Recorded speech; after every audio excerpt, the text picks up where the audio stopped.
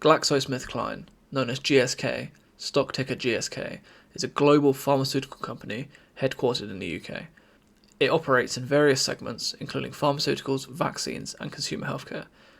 The stock has been on a downward trend since the start of April 2023, and in this video I'm going to do an analysis of the stock using the balance sheet, cash flows, their dividend stats, and an overview of their segment in the market.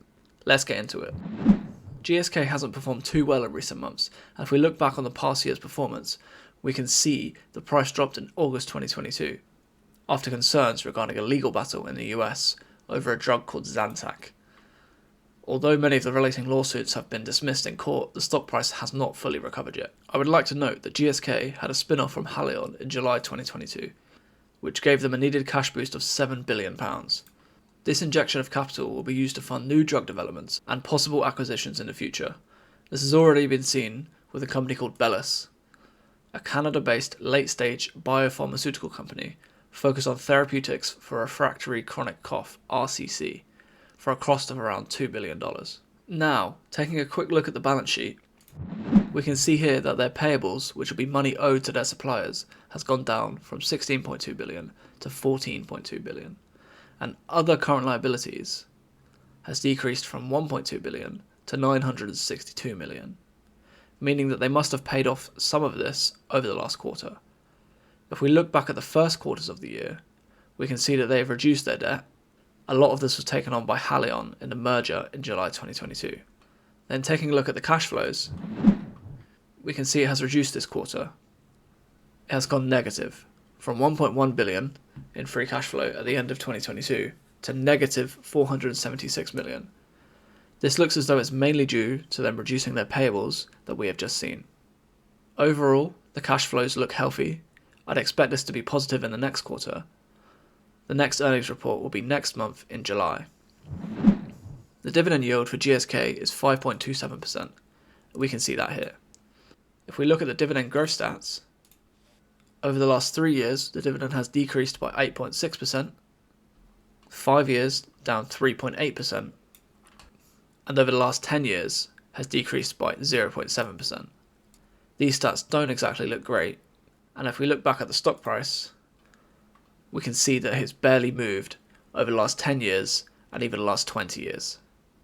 GSK is a reliable dividend payer.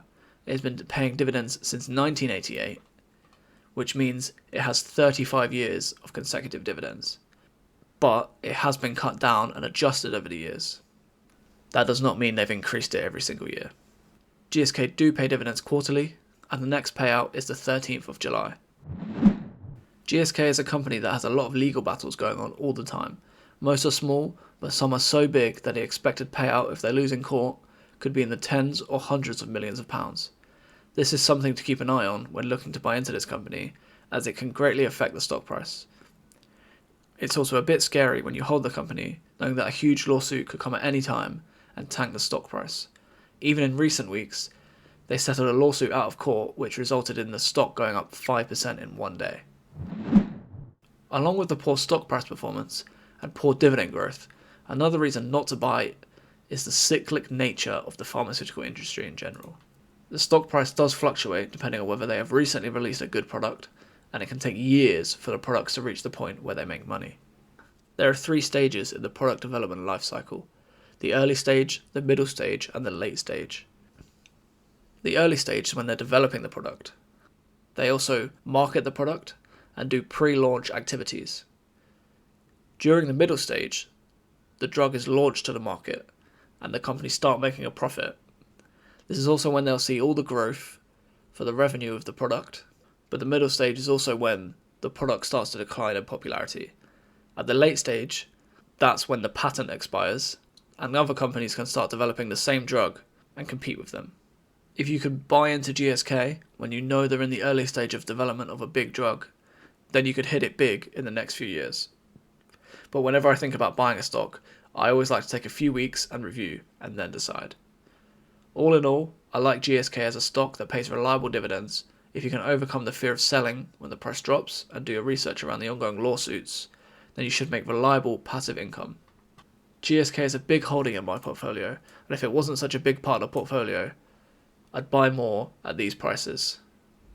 Let me know what you think in the comments, and let me know if you think I'm wrong about this analysis. I'd like to know if there's something I've missed. That is the end of the video. Thank you for watching this far into the video. If you like the video, give it a thumbs up.